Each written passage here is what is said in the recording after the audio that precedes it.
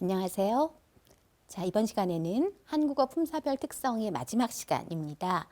오늘은 감탄사와 조사에 대해서 살펴보도록 하겠습니다. 감탄사는 독립어이고 그리고 조사는 우리가 관계어이라고 공부를 했습니다. 이 둘에 대해서 살펴보도록 하겠습니다. 자, 독립어이라고 하는 것은 문장의 다른 성분과 관계없이 독립적으로 그 문장 안에서 사용되는 그런 어떤 문장의 성분을 우리는 독립어이라고 이야기를 합니다. 그리고 이 독립어에 해당되는 것이 바로 이제 단어의 부류에서는 감탄사입니다. 그래서 감탄사라고 하는 것은 여러분들이 그 용어에서도 그냥 바로 어떤 단어들의 부류인지 느끼실 수가 있으리라고 생각을 하는데요. 감탄할 때 그렇죠. 뭔가 느낌, 놀람, 의지 이런 것들을 나타내는 그런 단어가 바로 감탄사입니다. 아, 잊었네? 전화기를 안 가지고 왔네? 아니, 안 갈 거야. 라든지, 생각이 안 난다. 라든지, 혹은, 아이고, 큰일 났다. 라든지, 글쎄, 이런 것들. 요즘은 여러분들이 많이 쓰나요? 헐, 이런 것들도 감탄사에 해당되는 것이겠죠? 그래서 감탄사는 이렇게 화자의 느낌이나 의지, 놀람, 이런 것들을 나타내는 그런 단어를 이야기합니다. 이 정도로 해도 좋을 것 같고요. 관계어에 대해서 좀 자세하게 살펴보도록 하겠습니다. 관계어는 말 그대로 관계를 나타내는 말이에요. 그렇죠? 문장의 다른 성분과의 관계를 나타내주는 것을 우리는 관계어이라고 이야기를 합니다. 이 관계어에 해당되는 품사는 단 하나, 조사인데요. 이 예문을 한번 볼까요? 철수가 수미를 불렀다라고 하는 문장이 있습니다. 철수, 수미, 부르다죠. 철수가 수미를 불렀다. 그런데 여기에 이제 조사를 붙여보겠습니다. 철수가 수미를 불렀다. 이렇게 됐을 때 이 가가 의미하는 바는 가가 수행하는 역할은 무엇입니까? 철수, 그 앞에 있는 철수라고 하는 단어가 이 문장의 주어임을 나타내는 것이죠. 수미를 해서 르를 붙였을 때 르는 그러면 어떤 기능을 수행하는가? 수미라고 하는 그런 단어 혹은 문장 성분이 이 문장 안에서 어떤 역할을 하는지 다른 단어와 그러니까 철수나 부르다와 어떤 관계를 맺게 하는가를 나타내주는 그런 표지를 합니다. 목적어라고 하는 것을 그런 목적어의 관계에 있음을 나타내주는 그런 역할을 하는 것이죠. 철수가 수미를 불렀다. 그런데 철수, 수미, 부르다라고 하는 것에 그 조사를 다르게 한번 붙여볼까요? 철수가 수미를 불렀다가 아니라 이제 만약에 철수 뒤에 르를 붙인다면 철수를 수미가 불렀다. 이렇게 되면 앞에 있는 철수가 수미를 불렀다와는 어떤 단어들의 순서는 똑같지만 그러나 조사가 어떻게 붙느냐에 따라서 문장의 의미가 아주 크게 달라집니다. 자, 그래서 이런 조사라고 하는 것은 그 앞에 있는 그 단어가 다른 문장들의 어떤 성분과 어떤 관계를 맺고 있는가 이러한 것들을 나타내주는 그런 단어라고 할 수 있겠습니다. 이 관계어에는 이제 조사가 해당된다라고 이야기를 했는데요. 조사라고 하는 것은 말 그대로 돕는 그런 어떤 단어죠. 그래서 이 조사는 독립적으로 홀로는 쓰일 수가 없습니다. 자립성이 없습니다. 그래서 조사는 자립성이 있는 말에 붙어서 그 말과 다른 말과의 관계를 나타내는 그런 단어의 부류를 이야기합니다. 조금 전에 본 것처럼 철수가 수미를 불렀다. 그래서 철수, 수미 뒤에 붙어서 주어를 표시하느냐 혹은 목적어를 표시하느냐 이렇게 좀 그런 것들을 나타내주는 역할을 하는 것이죠. 그런데 이제 이러한 것을 우리는 여러분들이 이걸 보면서 주어를 표시한다, 목적어를 표시한다 이런 걸 보면서 어떤 그 문장 안에서 그 앞에 있는 말이 어떤 그런 역할을 수행하는가를 나타내주는 역할을 하기 때문에 우리는 이제 격조사를 금방 떠올릴 수 있을 것 같아요. 주격, 목적격 이런 것들을 떠올리실 수 있을 것 같아요. 그래서 조사의 이제 기본적인 역할 중에 하나가 바로 이런 격을 나타내는 것인데요. 그런데 한국어의 조사에는 이런 어떤 문장 안에서의 어떤 기능을 나타내고 관계를 나타내는 그런 어떤 용법, 용도 이외에 의미를 덧붙이는 그런 어떤 역할도 있습니다. 그래서 특수한 의미를 더해주는 기능을 하는 그런 조사들도 있는데요. 이 예문을 보면 어제 수미만 만난 것이 아니라 영호도 만났다. 수미만, 영호도. 그렇죠. 수미만, 아마 여러분들이 이런 걸 보면 특히 이제 만약에 이걸 한국어를 좀 의미 중심으로 본다면 만이라고 했을 때 만은 뭐 only에 해당하고 영어도 할 때는 to 뭐 이런 식으로 이해를 할 수 있을 것 같아요. 그리고 일찍 또 왔다. 이 나무는 습지에서만 자란다. 이렇게 했을 때 만과 도가 가지고 있는 이런 어떤 의미 기능에 좀 집중을 하게 될 텐데요. 그래서 어떤 그런 자립성이 있는 말, 체언이나 부사, 일찍, 부사, 습지에서 뭐 부사어죠.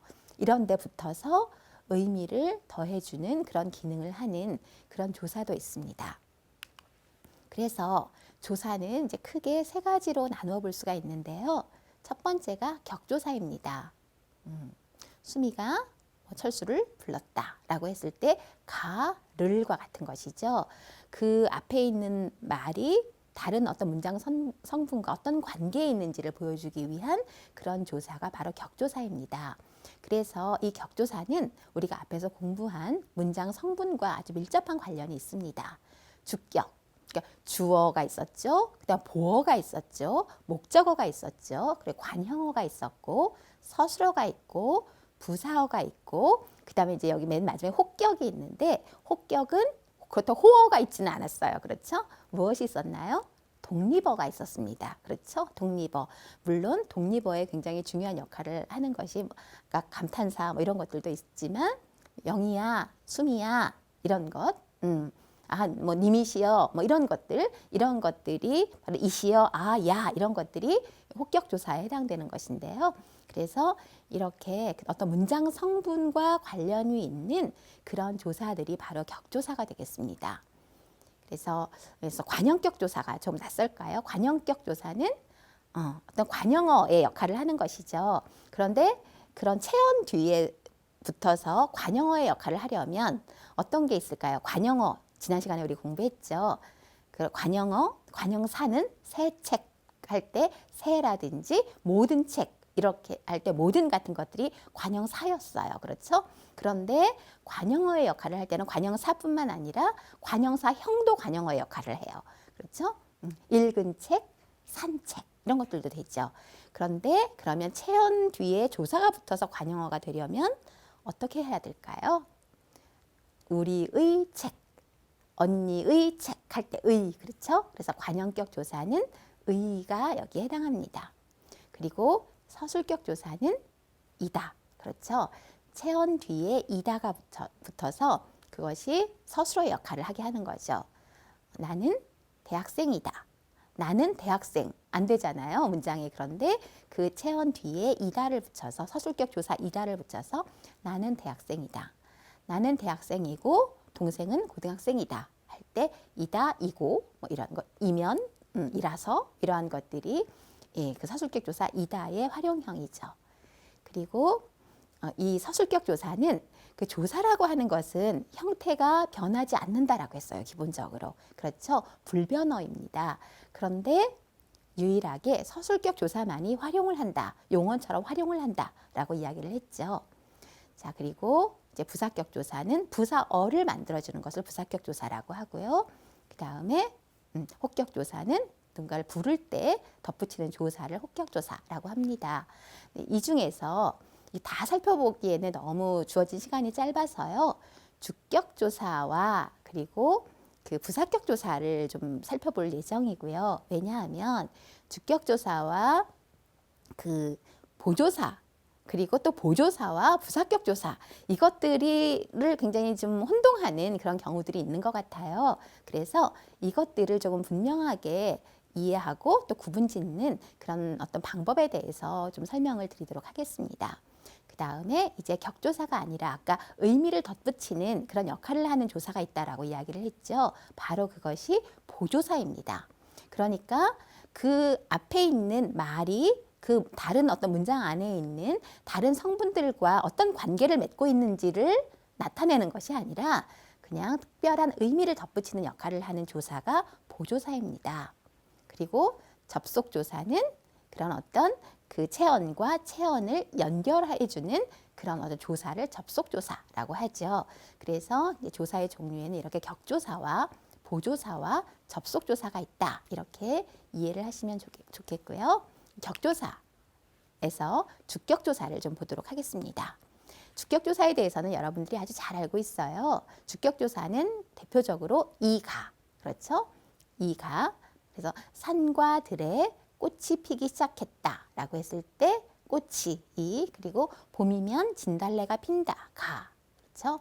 이것이 주격조사죠. 이 문장에 주어를 나타냅니다. 주어임을 표시하는 조사가 주격조사고, 그런데 이런 그 문장의 주어, 주체가 그런 주체를 높이고자 하는 그런 어떤 의향이 있을 때는 어머니가라고 하지 않고 어머니께서라고 하죠. 어머니께서 나를 부르신다.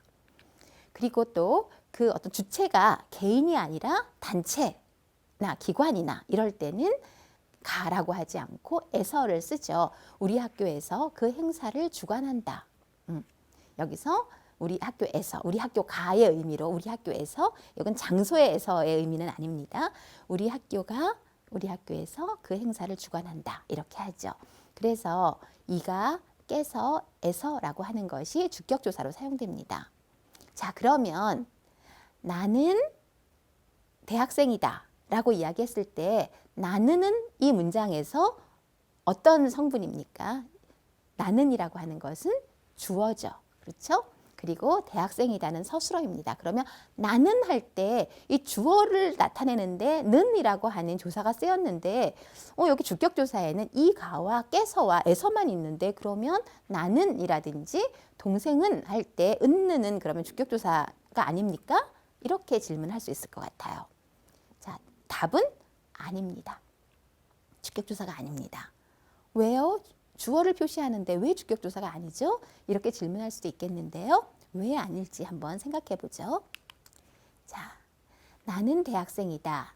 나는 열심히 공부를 한다 할 때 는은 주어를 표시했습니다. 그렇죠? 자, 그런데 정호가 어제 전화를 했다. 정호는 다음 달에 군대를 간단다. 정호는, 자, 이 정호는 주어를 표시했어요. 그렇죠? 정호가 어제 전화를 했다. 주어를 표시하기 위해서 가를 썼고, 그 다음에 그 똑같은 말이 다시 한번 나오니까 정호는 이라고 썼습니다. 주어를 표시하기 위해서 는을 썼습니다. 이것만 보면 은는도 주격조사 같아요. 그런데 이제 두 번째 예를 보도록 하겠습니다. 나는 사과는 좋아하는데 배는 안 좋아한다. 자, 이 문장에서 는을 썼지만 이것을 는이 아니라 다른 조사로 바꿔볼까요? 여기서 사과와 배는 주어입니까? 아니면 문장 성분이 무엇입니까? 나는 무엇을 좋아하다죠. 그러면 여기서 는은 사과를, 배를 들어갈 자리에 사과는, 배는 이렇게 했어요. 대조의 의미를 강조하기 위해서 사과는, 배는 이라고 썼죠. 이 책을 수미는 주고 지혜는 주지 마라 라고 했어요. 수미는 수미에게 주고 지혜에게 주지 마라 이렇게 했어요. 혹은 이 책을 수미를 주고 지혜를 주지 마라 뭐 이렇게 목적어라고 봐도 좋아요. 그렇죠? 자, 그러면 2번에서 은느는 주어를 나타내기 위해서 쓰였습니까? 그렇지 않죠. 목적어나 부사어를 나타내기 위해서 그 자리에 쓰였습니다. 이가, 깨서, 에서는 물론 이제 에서는 부사격 조사로도 쓰이지만 이렇게 주어의 역할을 하는 아주 제한된 범위가 있어요. 자, 이렇게 이러한 것들은 언제나 주어를 표시하기 위해서 사용됩니다. 이 가는 주어를 표시하기 위해서 사용됩니다. 물론 이가 되다, 이가 아니다와 같이 특정 서술어하고와 결합돼서는 보어를 표시하기도 하지만 그것은 매우 제한적인 그런 용법이고 이가가 붙으면 일반적으로 그것은 주어를 나타냅니다. 그런데 은느는 어떻습니까? 은느는 주어 자리에서도 쓰이고 목적어 자리에서도 쓰이고 그런 것들이 아주 일반적입니다. 그렇기 때문에 은는이 주어 자리에 있다고 해서 은는을 주격조사라고 이야기할 수는 없습니다. 그래서 은는은 이렇게 그런 어떤 그 앞에 있는 체언이 그 문장 안에서 다른 문장 성분들과 어떤 관계를 맺는가 이것을 지정해주는 그런 역할을 하기보다는 의미를 덧붙이는 그런 역할을 하는 조사다. 그래서 보조사로 보는 것이죠. 예를 들면 뭐 대조의 역할을 한다든지, 그렇죠? 혹은 그 다음에 정보가 새로운 정보가 아니라 오래된 정보를 구정보, 이미 알고 있는 정보를 표시하는 그런 기능을 한다든지, 이러한 어떤 그 기능, 의미 기능을 하는 그런 보조사다, 이렇게 이해를 하시면 되겠습니다. 자, 부사격 조사를 볼까요? 부사격 조사는 부사어를 만들어주는 그런 조사라고 말씀을 드렸습니다. 부사격 조사는 장소나 도구나 원인이나 방향, 동반, 인용, 이러한 의미를 나타냅니다. 3시에 도서관 앞에서 만나자. 바람에 꽃잎이 떨어졌다. 예, 그죠? 부산에서 왔다. 그다음에 꽃에 물을 주었다. 칼로 사과를 깎았다. 근데 이런 걸 보면 이게 그 보조사하고는 또 어떻게 다르지? 보조사는 특수한 의미를 덧붙이는 거라고 이야기를 했잖아요. 뭐 도라든지 만 같은 것들. 그러면 부산에서 왔다라고 했을 때 에서도 그러면은 우리가 생각하기에 뭐 에서 영어 공부할 때 우리가 from 뭐 이렇게 했어요. 그렇죠? 3시에 at 뭐 이렇게 했었는데 그러면 그거하고 보조사하고는 어떻게 다르지? 이렇게 생각할 수 있습니다. 자, 보조사는 의미를 덧붙이는 기능을 하는 것이지만 부사격 조사도 물론 이렇게 의미를 가질 수 있습니다. 그런데 부사격 조사의 기본 기능은 뭐냐 하면 부사어로 만들어주는 기능을 하는 거예요. 부사어. 그러니까 문장 성분 중에 부사어로 만들어주는 기능을 하면서 그러면서 의미를 덧붙이는 것이죠. 그것이 바로 부사격 조사다. 이렇게 이야기할 수 있습니다. 자, 그러면 보조사를 한번 보겠습니다. 보조사는 어떤 문장 안에서의 그 앞에 있는 체언의 어떤 역할이라든지 관계를 나타내는 그런 역할을 하지 못한다라고 이야기했습니다. 보조사는 특수한 의미를 더해주는 그런 기능을 하는데요. 예를 볼까요? 아까 우리가 도하고 만을 봤는데 고래도 포유류이다. 철수가 이 음악도 좋아한다. 철수도 한 개 줘라 라고 했을 때 고래도는 고래가이고 철수가 이 음악도 해서 도는 이 음악을 이고 철수에게 철수도는 철수에게 이렇게 되는 것이죠. 주어를 표시할 수도 있고 그리고 목적어를 표시할 수도 있고 그리고 부사어를 표시할 수도 있어요. 그렇기 때문에 격이라고 하는 것과 연결시킬 수는 없어요. 이것은 의미, 덧붙인다라고 하는 어떤 의미를 나타내는 것이 기본 기능인 그런 조사가 보조사입니다. 예를 보면 아까 우리가 봤듯이 철수는 게임은 좋아한다. 공부는 싫어한다. 이렇게 했을 때 철수는의 는은 주어를 표시하기도 하지만 게임은의 은은 목적어를 표시하기도 하고 그 다음에 바람마저 심하게 불었다. 바람이 심하게 분 거죠. 그런데 이것이 형편이 어려워져서 집마저 팔았대. 집을 판 거죠. 집 같은 마저인데 바람마저 불 때는 주어를 표시했고 집마저 팔았대라고 했을 때는 목적어를 표시했죠. 그래서 이렇게 어떠한 특정한 문장 성분에만 쓰이는 것이 아니라 이러저러한 문장 성분에 두루 쓰이면서 특수한 의미를 더해주는 조사가 보조사다. 이렇게 이해를 하시면 좋겠습니다. 절대로 앞으로는 은는이 주격조사다. 이런 말은 하지 않도록 잘 기억하시기 바라겠습니다. 자, 그 다음에는 이제 어미를 살펴보겠는데요. 사실은 지금까지 우리가 이제 품사에 대해서는 다 살펴보았습니다. 품사는 어떤 것들을 살펴봤는지 기억하시죠? 그렇죠? 구품사, 한국어의 품사는 9개였어요. 그렇죠? 체언에 명사와 대명사와 수사가 있었고요. 그 다음에 용언에 동사와 형용사가 있었습니다. 그리고 또 뭐가 있었습니까? 수식언이 있었죠. 수식언에 부사와 관형사가 있었고요. 그리고 독립언이 있었죠. 감탄사가 있었고 마지막으로 관계언으로 우리가 조사를 살펴봤습니다. 이렇게 9가지 품사가 있어요. 근데 실제로 이 9가지의 그 품사들은 단어인 거죠. 우리가 이제 단어라고 이야기를 합니다. 그리고 단어는 기본적으로 약간 독립성이 있어야 되는데 그런데 그리고 그 자체만으로 의미를 가지고 있어야 되는데 조사는 사실은 좀 그렇지 못하죠. 그렇죠? 그러나 조사는 단어로 분류를 합니다. 학교 문법에서는 조사를 단어로 분류를 해요. 조사가 함께 쓰이는 체언이 독립성이 있고, 그리고 또 그 조사와 그런 그 체언과 경계가 좀 대부분의 경우 굉장히 분명합니다. 그렇죠? 그렇기 때문에 그리고 또 조사는 그 자체가 의미를 가지고 있는, 특히 이제 보조사들이 의미를 가지고 있는 경우들이 있어요. 문법적인 의미가 아니라 그 자체의 의미를 가지고 있는 그런 조사들이 굉장히 많습니다.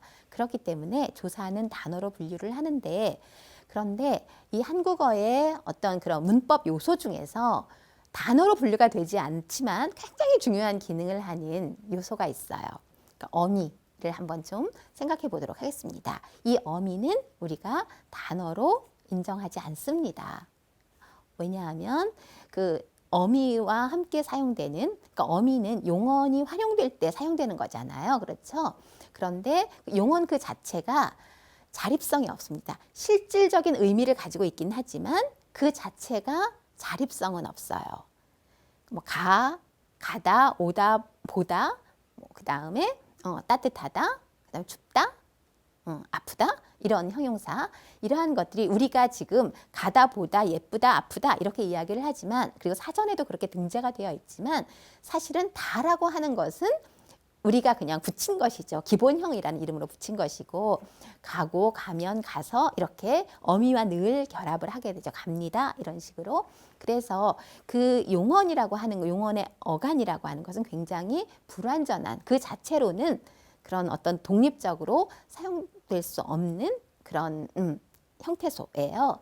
그래서 이렇게 어미가 결합돼서 함께 사용되는 그러한 그 용언의 어간이 이렇게 자립성이 없고, 그 다음에 또 경우에 따라서는 굉장히 그 용언의 어간과 어미의 경계가 굉장히 결합성이 높아서, 예를 들면 갈게요라고 이야기할 때 갈게요, 가다, 을게요, 을게, 갈게, 이러한 경우에 그 어간과 그리고 어미가 결합돼서 한 음절을 이루고 있어요. 그렇죠? 이러한 경우들이 굉장히 많아요. 분리를 할 때 그 분리 자체가 어려운 이런 경우들도 있고, 그렇기 때문에 어미는 그런 단어로 인정을 하고 있지 않습니다. 그러나 그런 어미가 담당하고 있는 그런 문법적인 기능이 굉장히 중요하기 때문에 이 어미에 대해서 조금 살펴보도록 할게요.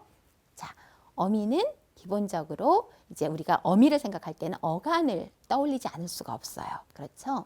그래서 어간이라고 하는 것은 용언에 이제 해당하는 것인데요. 용언은 활용을 하죠. 용언은 그 문장 안에서 사용될 때 뭔가 어미하고 결합을 하게 되는데, 그때 변하지 않는 부분을 우리는 어간이라고 합니다. 그래서 가다라고 하는 게 있으면 가고, 가서, 가면, 그 다음에 기다리다라고 한번 해볼까요? 기다리고, 기다리면, 기다립니다, 기다리어서, 기다려서 이렇게 되겠죠? 그럴 때 기다리까지. 보통 우리가 기본형이라고 알고 있는 뭐뭐다에서 다 앞부분을 우리는 어간이라고 이야기를 하죠. 이것이 용언이 활용할 때 변하지 않는 부분입니다. 그리고 어미는 그 어간에 결합해서 문법적인 의미를 더해주는 그런 역할을 하죠. 나는 책을 읽는다, 읽다에 읽는다, 혹은 책을 읽는 나, 읽는, 그렇죠? 읽는. 그 다음에 책을 많이 읽어서 지식이 많다, 읽어서, 읽다, 어서, 읽어서 라든지, 그 다음에 아버지께서 책을 읽으셨다 할 때 읽다에 으셨다, 이런 부분들이 이제 어미가 되는 것이죠. 자, 그런데 이 어미는 그 어미가 어느 위치에 오는지, 그리고 어떤 역할을 하는지에 따라서 또 구분해 볼 수가 있습니다. 자, 어미는 제일 먼저 이제 어말에 오느냐, 혹은 어말 어미 앞에 오느냐에 따라서 어말 어미와 선어말 어미로 구분이 됩니다. 자, 어말 어미는 단어의 끝에 오는 어미입니다. 자, 단어의 끝에 온다라고 하면, 예를 들면 가다를 한번 해볼까요? 가고, 가면, 가서, 가는 할 때 이것들이 다 단어의 끝에 오는 어미입니다. 가고, 고, 가는, 는, 그 다음에 감 할 때 미음, 가기 할 때 기, 이런 것들이 어말 어미입니다. 간다 할 때 는, 은다 이것도 끝에 오는 거죠. 이것이 어말어미이고요. 선어말어미는 어말어미 앞에 온다고 했습니다. 그 어말어미 앞에 올 수 있는 어미들에는 어떤 것들이 있을까요? 예문 중에 보면은 아버지께서 책을 읽으셨다라고 했을 때 읽으셨다에 자 읽으셨다는 우리가 봤을 때는 으셨다가 어미잖아요. 읽기 어간이고 으셨다가 어미인데 이것도 보면 으시, 엇, 다로 구분해 볼 수 있습니다. 그런데 다는 문장의 끝에 오는 어미예요. 어말어미예요. 그렇죠? 그런데 그 앞에 오는 어미들이 있어요. 으시, 뭔가 주체를 높이기 위해서 높임의 의미를 나타내는 으시가 있고 그 다음에 과거 시제를 나타내기 위한 엇이 있습니다. 그래서 읽으시었다, 읽으셨다 이렇게 되는데요.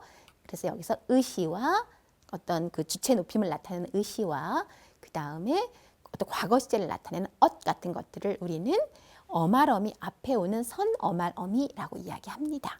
그래서 어미는 이렇게 어말어미와 선어말어미로 구분이 되는데요. 그런데 이제 다시 어말어미는 또 다시 한번 구분해 볼 수가 있겠습니다. 어말어미는 아까 가고, 가는, 간다, 감, 가기 이렇게 어말어미가 나뉜다라고 했죠. 자, 그런데 이 어말어미도 문장의 끝에 사용되는 어미와 그 다음에 어떤 문장 중간에 어떤 그 단어의 끝에 사용되는 그런 어미로 또 구분할 수 있습니다. 문장의 끝에 사용되는 어미는 우리는 종결어미라고 이야기합니다. 다, 했어, 해, 살아, 그다음 하니, 니, 하지, 합니다. 이런 것들을 우리는 종결어미라고 해요. 그리고 종결어미가 아닌 어미들이 있습니다. 비종결어미는 문장의 끝에 오는 어미는 아니지만 이것은 단어의 끝에는 오는 어미예요. 가고, 가서, 가면과 같은 연결어미가 있습니다. 그리고 연결하는 것이 아니라 전성어미. 지난 시간에 잠깐 이야기했어요. 그렇죠? 파생접사와 전성어미라고 이야기했는데 전성어미는 실제로 어떤 단어를 새로 만드는 어미가 아니에요. 그렇죠. 일시적으로 그 단어와 같은 역할을 하게 그 품사와 같은 역할을 하게 바꿔주는 일시적으로 바꿔주는 어미를 우리는 전성어미라고 한다고 했습니다. 같은 경우에 뭐 증가함에 따라 할 때 증가함이라고 하는 것이 새 단어는 아니에요. 그렇지만 에 따라 앞에 명사가 와야 되기 때문에 일시적으로 증가하다를 명사처럼 바꿔줬죠. 명사형 전성어미 그 다음에 뭐 기 같은 경우에도 공부하기 쉽다 할 때 기 이런 경우도 공부하기가 새 단어는 아니라고 했습니다. 그런데 앞에 명사가 필요하기 때문에 일시적으로 명사를 만들어주는 명사형 전성어미 기. 그 다음에 는 관형사형 전성어미 공부하는 학생. 그렇죠? 동사를 관형사처럼 만들어주는 관형사형 전성어미. 그 다음에 성실한 학생. 형용사일 때는 니은, 은 쓰죠. 그래서 역시 형용사를 관형사형으로 만들어주는 관형사형 전성어미. 그리고 걔는 부사형 전성어미였죠. 성실하게 노력한다. 이렇게 할 때. 그래서 그 비종결어미는 연결어미와 전성어미로 구분이 됩니다. 자, 그러면 이제 아래 문장에 있는 어미는 도대체 어떤 어미들이 있는지 한번 찾아보시기 바랍니다. 고려대학교 국어국문학과는 올해 학과 창립 행사를 성대하게 개최할 계획임을 밝히고 동문들이 적극적으로 이 행사에 동참해 주기를 희망하였다. 자, 이 문장에서 어떤 어미가 있는지 한번 찾아보실 수 있으세요? 고려대학교 국어국문학과는 올해 학과 창립 행사를 여기까지는 없는 것 같아요. 그렇죠? 성대하게 있네요. 성대하게 개최하다. 그렇죠? 개 뭡니까? 전성어미죠. 그렇죠. 부사처럼 만들어줬어요. 부사는 아니에요. 부사처럼 만들어주는 부사형 전성어미 개가 있고요. 그 다음에 개최할 계획이다. 개최할 이것은 계획을 꾸며주는 거죠. 그럼 관형사형 전성어미 리을이 있네요. 그렇죠. 그 다음에 계획임을 밝히다. 계획이다 을 밝히다. 미음이 있네요. 명사형 전성어미 미음이 있고요. 밝히고의 고는 연결어미죠. 그리고 동문들이 적극적으로 이 행사에 동참해 주다. 해 연결어미죠. 예요. 동작 하여죠. 연결어미, 보조적 연결어미 여가 있고, 그 다음에 주기를 해서 기는 명사형 전성어미죠. 희망하였다에서 희망하까지가 어간이고, 엿은 뭐죠? 선어말어미죠. 과거 시제를 나타내는 선어말어미고, 다가 이 문장의 종결어미입니다. 자, 이렇게 잘 찾아보셨죠? 자, 그래서 이 어미가 어떤 체계로 이루어져 있는지 이제 충분히 이해를 하셨으리라고 생각을 하고요. 우리 지난 3주에 세 번 3차 시에 걸쳐서 그래서 품사들에 대해서 살펴보았고요. 품사의 특성에 대해서도 살펴보았습니다. 아마 여러분들이 한국어의 그런 단어들이 어떤 기준에 의해서 그렇게 분류가 되고, 그리고 각각의 그런 어떤 품사들은 어떤 특성을 가지고 있는지 아마 충분하게 잘 이해하셨으리라고 생각을 하고요. 다음 시간에는 그렇다면 이제 이런 어떤 단어 혹은 그 단어보다 더 작은 단위인 형태소에 대해서 살펴보겠고, 그리고 이러한 것들이 모여서 어떻게 새로운 단어를 만드는지에 대해서 살펴보도록 하겠습니다. 오늘도 고생 많으셨습니다. 감사합니다.